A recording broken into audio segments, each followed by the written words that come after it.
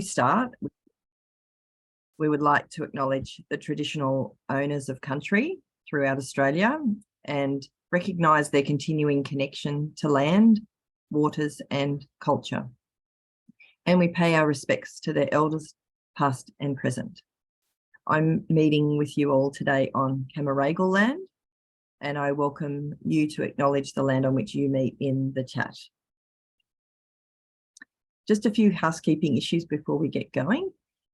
We've had rather a large overflow of registrations, which I'm really happy about. And we really don't want anybody to miss out on hearing the stories today. So we will be recording the speakers only. And I'm sure you all know by now that what that means is that your screens will be placed on silent. If you have any technical difficulties, please pop it into the chat and our tech team will do their best to help you. In terms of your camera, I do understand it's lunchtime and sometimes you may not want it to be on, but if it's at all possible, please keep your camera on so we can see your shining, smiley faces.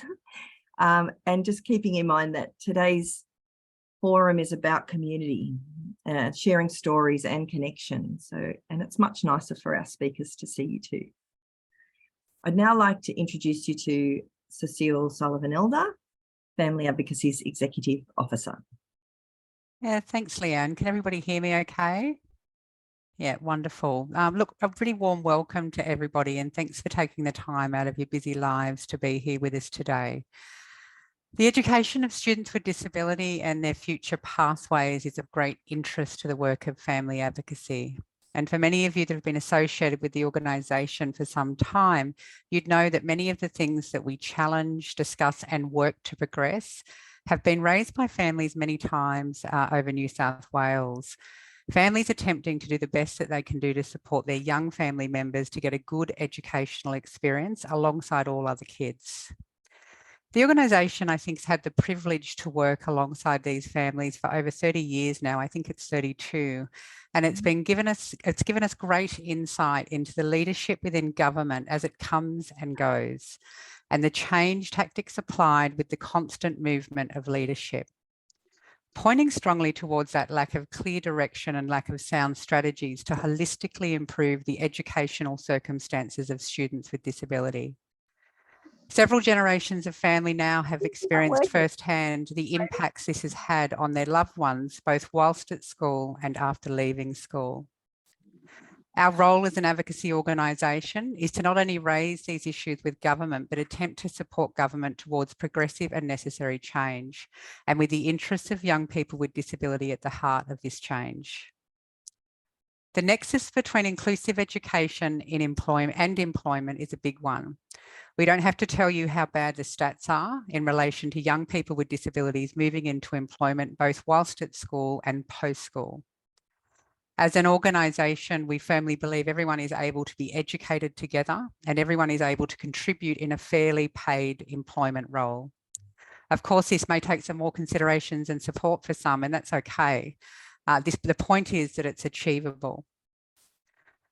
With the coming election at our doorstep, we put forward two proposed asks that we believe will assist government to both improve educational outcomes for all students and to secure more thoughtful approaches to employment opportunities for students with disability.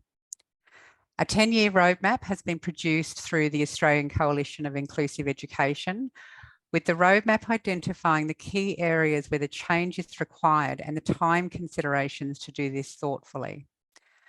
We believe this roadmap will assist government to think through and apply the necessary strategies and resources in a staged approach. It will take commitment from our government in relation to reform, and we believe this is possible, and it's not only possible, but it's essential. The second ask to government is directly linked to employment and its pathways for students with disability.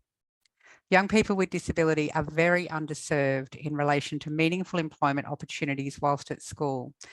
And although pathways exist for the general school population, these are not being applied to students with disability with the necessary insights to ensure some sort of success through the work experience process.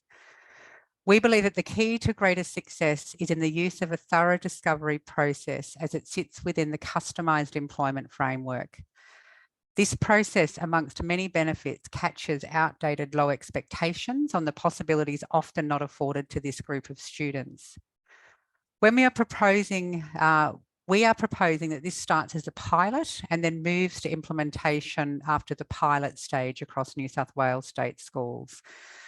But there's more information on both of our asks in the Same Classroom, Same Opportunities campaign, and I'm sure Leanne and Clara, there'll be lots of links provided about where that can take people to get further information, both about the roadmap as well as the pilot project in Discovery. I want to thank you all again for being here today, and now I'd like to hand you back over to Leanne Varga, who's driving this campaign on behalf of the organisation. Thank you, Cecile. I'm now very excited to introduce our parent and advocate, Annette Bush, and her son, Jacob, to share their inclusive education story. Thanks. Hi, everyone. My name is Annette Bush, and I will be talking to you today about the importance of securing the future lives of our sons and daughters through an inclusive education. We live in a small coastal town on the mid-north coast. My husband and I have 5 children and 3 grandchildren. Jacob, our youngest son, is 23 years old, who is here with us on Zoom today. Can you give us a thumbs up, Jake, to everyone? Throughout the school years, walking alongside Jacob, who identifies as having a disability, we were again and again challenged in the choices we were making for him to have access and enjoy having the same school experiences that all other students were having, mainly because what we were proposing was not how things had traditionally been done. What I mean by that is historically, and in many instances currently still, people with disability are viewed and treated very differently when it comes to where they go to school, who they go to school with, and what they are expected to do after graduating. Jacob's disability is a complex one, but is only a small part of who he is as a person. We wanted him to go to school with his siblings, to have the same opportunities and experience the same rites of passage as his preschool buddies. From the very beginning, it was not easy to enrol Jacob to be able to attend the regular class in his local school. We experienced gatekeeping and low expectations that was quite traumatising at the time. Without going into all of the details, there was a strong push from the school and some teachers in particular for Jacob to go to the other school in our area that had a support unit where it was presumed Jacob belonged. We also experienced pressure to only partially enrol Jacob. What I mean by this is when we were transitioning to kindergarten, the teacher proposed that Jacob should start 6 weeks after all the other kids started school, with the idea that the class would be more settled. This defied logic to me, as we all know that in the first 6 weeks, the kids learn all the rules. Jacob would have been starting school knowing nothing that the other children already had learnt. Not an ideal way to start school for any student, but especially for a student with a disability. Of course, the best way for Jacob to learn was with all the other children, learning all the new routines together, helping each other, and forging new friendships. When it came to the subject of employment after school, we experienced similar barriers. The words day programs and disability-specific employment were used to describe the suggested environments that others felt Jacob should move into after school. We came to realise that a shift in mindset did not come easy for some in the education space and wider community when it came to understanding the high expectations and vision our family had for Jacob's life. And it highlighted the importance of transition planning with employment as the end goal, linked to his individual education plan, to avoid what some parents describe as like falling off a cliff when school is actually finished for their son or daughter. These examples of the challenges we face made me realise how important it is to understand the why. I was questioned as to why I was making this decision that seemed to everyone else to be so hard. It seemed to others that life would have been so much easier to put Jacob on the bus to go to the support unit each day. The answer to the question why was that pathway was not going to lead Jacob to our vision for his future. So what was our vision for Jake? Our vision for Jacob's life was always that he would be fully engaged in his community, having meaning and purpose to his life. We wanted him to work and be a taxpayer with the opportunity to develop his skills and abilities, not just filling in time with activities or viewing life from his bedroom window. In order to achieve this vision for employment and community, my husband and I were adamant that he would go to the same school as his brother and sister and preschool buddies. I am pleased to say Jacob did graduate from our local mainstream high school after completing years 7 to 12 in the regular class.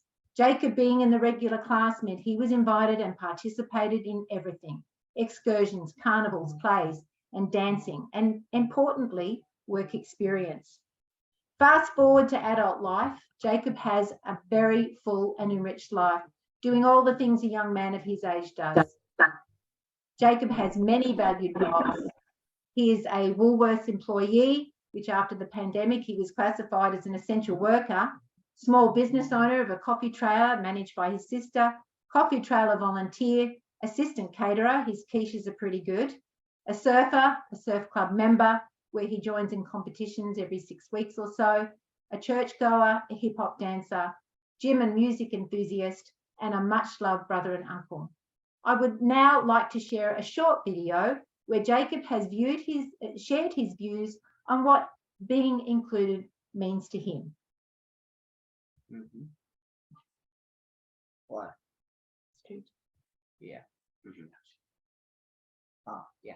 Okay.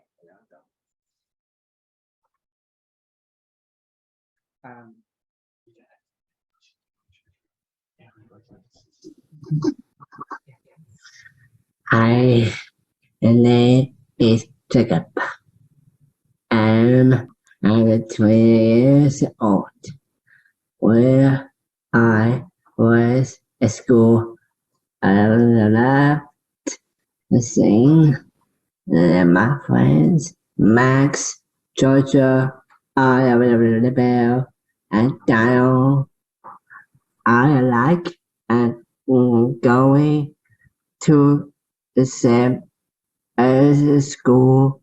My sister, I'm glad, and my brother, I tried to where I was at school have a work experience and the McDonald's I was where I finished school job and was I have been here the 5 years.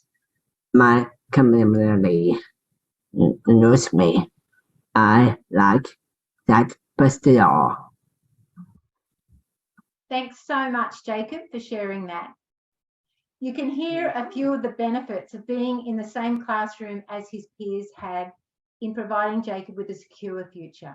The academic benefits, as you can see from the video, and contrary to what his kinder teacher said, Jacob can read and continues to learn. The social benefits, Jacob is recognised and known when we go out in public. I see that being part of the community is a protection. He's in the middle of everything where it's safe. People from his school days and those he has met through work want to come up and talk to him and are interested in what he is doing. When Jacob helps out with his sister's coffee cart business or working at Woolworths, there are often ex-students and former teachers from his school who recognise him and can engage naturally. Kids without a disability benefited by having Jacob in their class. This became apparent when all the kids attended the 3 transition days at the end of year 6, going into year 7. The students from the other school that had the support unit asked Jacob's peers, "What's he doing here?" The kids from Jacob's school just said, "That's Jacob. He's in our class." Sadly, these students were used to students with disability being separate from them at their school. It highlighted to me when you condition children that a person belongs somewhere else, that is what they come to believe, and vice versa. When you condition kids that they all belong together, that is what they will believe. By having Jacob in the class, he honed their skills and gave them unending practice at the art of including everyone. One teacher from primary school, when Jacob left, commented on how much they had all learnt from Jacob, from him being in the regular class. With employment and being paid award wages, Jacob's job gives him the opportunity to enjoy freely given relationships, to be able to learn and hone the skills he needs to do his job in the right context. He has financial security, status within his community, and feeling of satisfaction that comes with having completed a job well done. Each time Jacob goes to work, there is a constant flow of teachable moments that he is able to add to his growing skills. He is able to take on the role of teacher with his co-workers and the public, giving them the needed practice and perhaps a new perception about what a person with a disability can accomplish when given the opportunity to try. I hope that through hearing a bit about our journey, we can help to create change or a shift in the way things have always been done. I've shared with you the good things of life that Jacob has access to on a regular basis. And these were achieved because we started with who he was as an individual, what his strengths were, his skills and interests are, whilst also considering his support needs. But as you have heard, it was not without facing and overcoming many barriers and prejudices from school and society generally. Even though Jacob had an inclusive education, we had to work really hard with the school to advocate for him to be included and have tailor-made work experiences. I know 18 years later, kids with disability and their parents are still facing similar challenges. The life trajectory of a child should not be dependent on having a strong parent advocate. The system needs to be supporting educators and parents towards progressively realising an inclusive education. Family Advocacy are asking for an inclusive education roadmap as well as a work transition pilot project. I think about how much easier it would have been for Jacob and for myself as a parent if this system was in place, where school educators and parents were well informed in the practice of discovery under the customised employment model. Who knows, if this was on offer, Jacob may have had even a wider array of work experiences. So for all of you parents of children with a disability and their allies, I urge you to support the Same Classroom, Same Opportunity campaign. Thank you for listening. Thank you, Annette, and thank you, Jacob. I know there's some comments in the chat thanking you, Jacob, and some parents saying that they'll share their story with their children as well. So thank you for being here today and sharing your story. And the fact that the challenges that you faced almost 2 decades ago continue today does really highlight the fact that the New South Wales government needs to draw a line in the sand and take the leadership necessary to ensure that another generation of kids and their parents don't have to face these challenges. So our next speaker is the Minister for Education, Sarah Mitchell. She has apologised for not being able to attend today and has prepared us a short video, which we'll play now. Thanks, Clara. And people in our community who have lived experience of disability. The New South Wales Liberal and Nationals government remains strongly committed to improving educational experiences and outcomes for all students in New South Wales, including the 1 in 5 students with disability. We're passionate about providing an inclusive education environment to support students' wellbeing and give them the best start and the best preparation for fulfilling futures. Recently, we published a progress report on improving outcomes for students with disability, which details the New South Wales Government's progress in improving the education and wellbeing of students with disability in New South Wales public schools. I'm proud to say that we have delivered the vast majority of our commitments from the disability strategy we released back in 2019. These improvements are based on data, evidence, and lived experience like we will hear today. We know that there's no one-size-fits-all model. That's why we're continuing to ask students what they need, talking to their parents and carers, and engaging with their support networks, teachers, and schools. We've increased resourcing for dedicated leadership roles to support the inclusion, learning, and wellbeing of students with a disability in our schools that have 7 or more support classes. This $14 million investment responds to requests from schools for more dedicated support to meet the needs of students with additional learning needs. In 2023, the number of behaviour specialists supporting New South Wales public schools will increase to 200 staff, which is almost a tripling of the previous workforce. Last year, we also had 155 new scholars in the Inclusive Practice in Education program, which provides teachers with the opportunity to upskill in inclusive education. And this year, that program will expand to provide up to 200 scholarships per year. We also know how important learning environments and accessibility are. That's why we're continuing to improve our physical environments for students with disability. Last year, we delivered $67 million worth of infrastructure improvements to our school facilities. I'm also delighted to announce that the Department of Education has just signed a Memorandum of Understanding with the New South Wales Department of Communities and Justice to provide additional services to support our public school students with disability and their families. Meaningful change takes sustained effort, and that's exactly what the Liberals and Nationals government is committed to. We know that there's more to do, and together I'm looking forward to continuing this important work and seeing sustained growth in our programs and our initiatives this year. Thank you to Leanne and everybody at Family Advocacy for organising such a great event, and thank you to everyone involved in this endeavour, in particular the speakers and everyone who's participating and joining us today.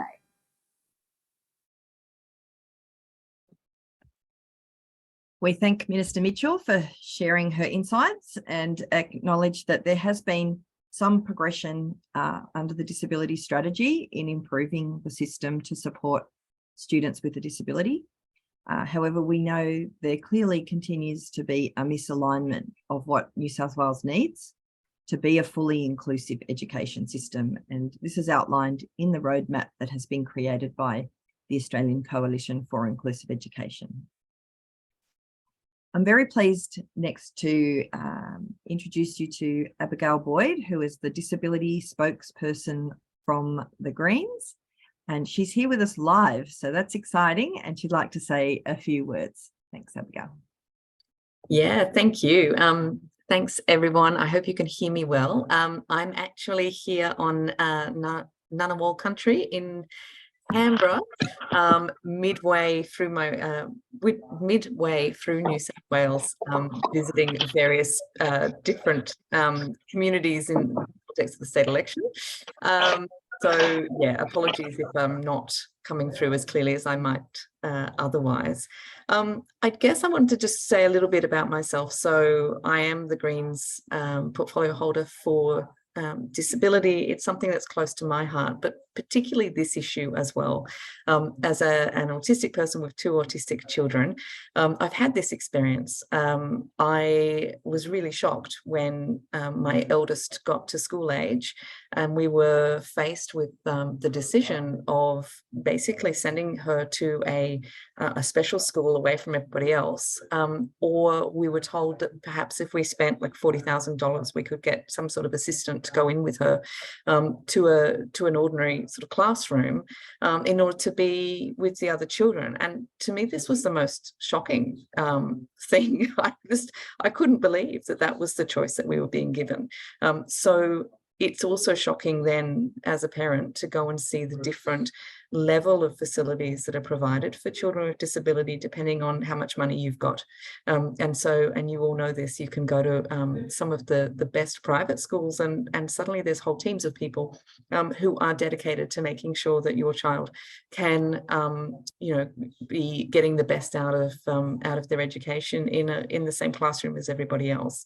And yet, despite the government in New South Wales sort of patting themselves on the back and telling us how well they're doing, we know that the average experience for children with disability at public schools is rotten, and it is a lack of priority, it's a lack of funding. So I am, on behalf of the Greens, we're absolutely committed to inclusive education, and not just some woolly notion of it, but the idea that our children and our classrooms should be fit for everybody. It is our classrooms that at the moment are the problem, not children with disability.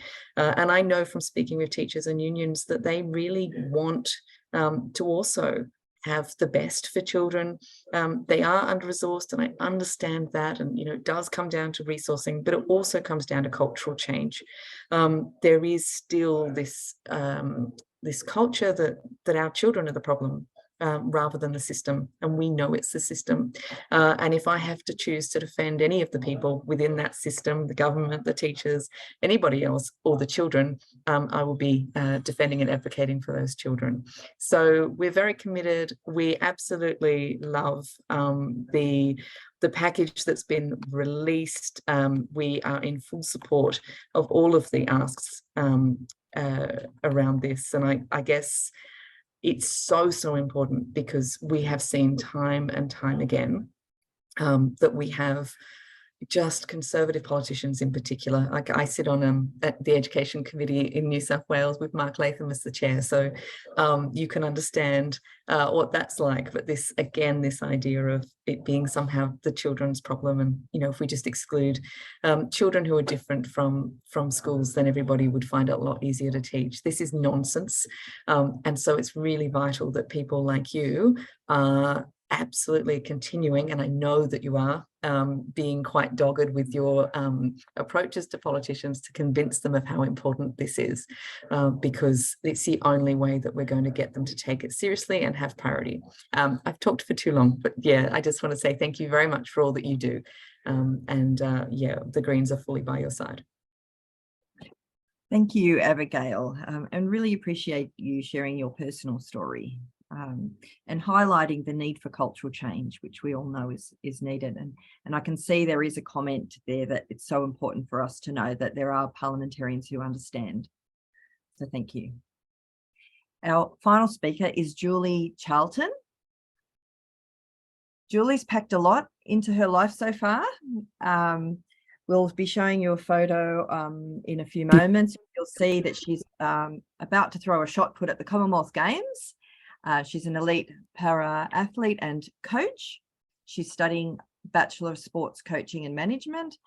She's also a youth and disability advocate. And would you believe she's been already working in the space for 15 years? So she started at a very young age. She's got a bunch of accolades already to her name, such as the chair of the Youth Council for New South Wales Advocate for Children and Young People. She was on the co-design team of the Disability Youth Summit with CIDA, Children and Young People with Disability Australia, the Australian Coalition of Inclusive Education Youth Advisory Group, and she's recently been appointed a council member with the Disability Council of New South Wales. So you can see she's worked across many organisations with the aim to make a difference across all areas of life for people with a disability. Without further ado, let's hear from Julie Charlton. Thank you so much for having me today. I have experienced exclusion and inclusion in my education journey, and I know which one has led me to secure a better future. Obviously the latter. My early memories of being excluded in primary school, all I wanted to do was play sport with my peers, but because I was in a wheelchair, I wasn't allowed to join in with everybody else. I was allowed to play catch with my aide, be the water girl, or collect the coats for everybody. I also felt excluded from learning in the way that I could learn and was not given reasonable adjustments for me in the classroom. I felt so isolated. Thankfully, this all changed when I went to my new school in year 3. In what I think is a sliding door moment for me, I had a PE teacher named Mr. Butcher with a give it a go attitude. He believed in me and actually took the time to adjust all the sporting activities to make it fair for everybody. Significantly, and little did I know, that would actually set up the course for my future. He handed me my first shot put, taught me how to use it in the first 15 minutes before my first comp, and that's where I got my first ever first place ribbon. Since then, I have never looked back. He was passionate about inclusive education and also great at making adjustments in the classroom, making sure that every student had the opportunity to learn at their speed and at their level. I felt like the world opened up new opportunities. Unfortunately, that school closed down at very short notice, and none of the schools in my local area were able to take me. This is what we mean by gatekeeping. I ended up being forced into homeschool, and as you can imagine, that was incredibly isolating for me, especially at 8 years old. Thankfully, in year 5, my parents found a school that took me in. Didn't come without challenges year in and year out. Some examples are that I didn't get to study hospitality, which I really wanted to, because the school said that they would need to adjust the kitchen, which would become too expensive. This was a private school that is given so much money by hundreds of families. They also made it very clear that I would have to find my own work experience that was accessible for me when everybody else was given theirs by the school. Because of these barriers, and despite my passion to explore hospitality, I ended up choosing to study history instead. No one should have had to face those barriers. But luckily enough, I did find another amazing PE teacher by the name of Mr. Muir, who believed in me and strongly encouraged me to continue in shot put, involved my non-disabled peers to officiate my events, and in the way they could understand how it was like for me to compete, the adjustments I needed to make sure that I was like everybody else. And I ended up competing for New South Wales at nationals by the end of that year. At 15 years old, a time where it's commonly known for girls to drop out of sport, Mr. Muir continued his support of me to stay in, and I ended up representing Australia at the World Junior Championships. That was such an amazing opportunity, and it had a profound impact on my life goals and trajectory. For my HSC, I did the Athlete Pathway program, which allowed me to do my HSC over 2 years. Having that flexibility was so important as it lowered my stress levels, and it also gave me an opportunity to learn at my own pace. In 2020, I started my Bachelor of Sports Admin degree 3 weeks before the first lockdown, but that highlighted the issues that students with a disability face on a regular basis, but it put them in a spotlight. It meant that I had to do a lot of advocacy for myself and others. I now have a good relationship with the disability officer at my uni, who's now got a better understanding of my needs. As you can hear from my story, the chance that I had to have inclusive education opportunities changed my life monumentally, giving me a chance to achieve my goals. Inclusive education is vital for people with disabilities to have a chance at life of their own choosing. But the fact is, I got lucky, and to come across those two teachers that included me and gave me the same opportunities as my peers, and in my case, to participate in sport and the PE and the subject of PE has led me to wonderful experiences. But it shouldn't have to come down to luck. As we have heard time and time again in the Disability Royal Commission, that there are still so many kids that struggle to be in the same class with everyone in their year group. This should not be happening in 2023. I've felt what it's like to be excluded. It's awful and it's wrong, and it limits the opportunity for potential to rise. Without the teachers that included me, I would have a very different pathway. I have a physical disability, and we know that there are many other types of disabilities, which make up 1 in 5 students. Our education system needs to cater for everyone. Government is not doing enough to ensure that all students can attend school in their regular class at their local school all day, every day. And that is why we need to adopt this 10-year roadmap and the Work Transition Pilot Project. And I strongly urge you to support the Same Classroom, Same Opportunity campaign. Thank you so much for having me. Thank you, Julie. Thanks for sharing your powerful story and hearing the lived experience of a person with disability in the education system is a critical voice that needs to be heard in this discussion. So we really appreciate you sharing today. We've heard from political parties across the divide today. We know we need strong leadership, and we know in the past when systems reform has occurred, it's often due to the power of people with a disability and their families coming together to place pressure on those in power. Cecile mentioned at the beginning that as an advocacy organisation, Family Advocacy's role is to raise issue in relation to the impacts experienced by people with a disability and to work with a solution-oriented approach to support government, and our organisation firmly stands behind those two asks to work towards the progression that we are seeking.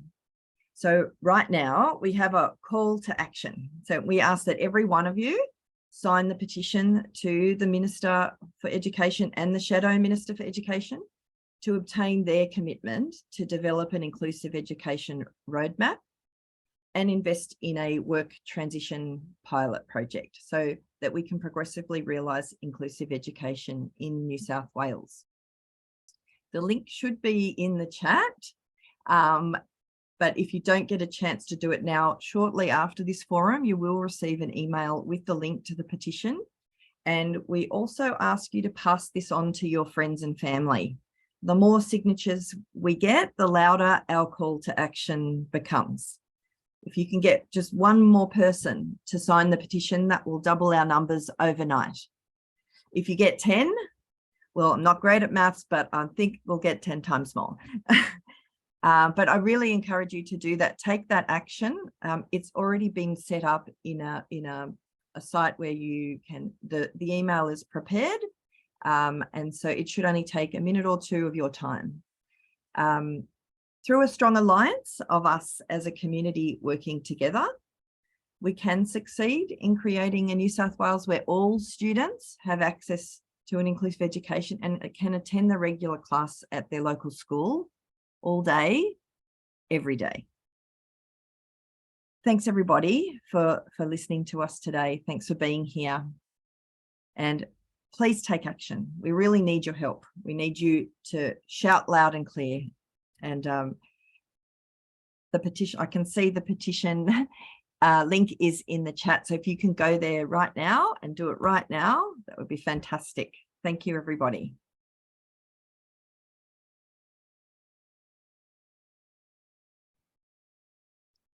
Thanks, everybody.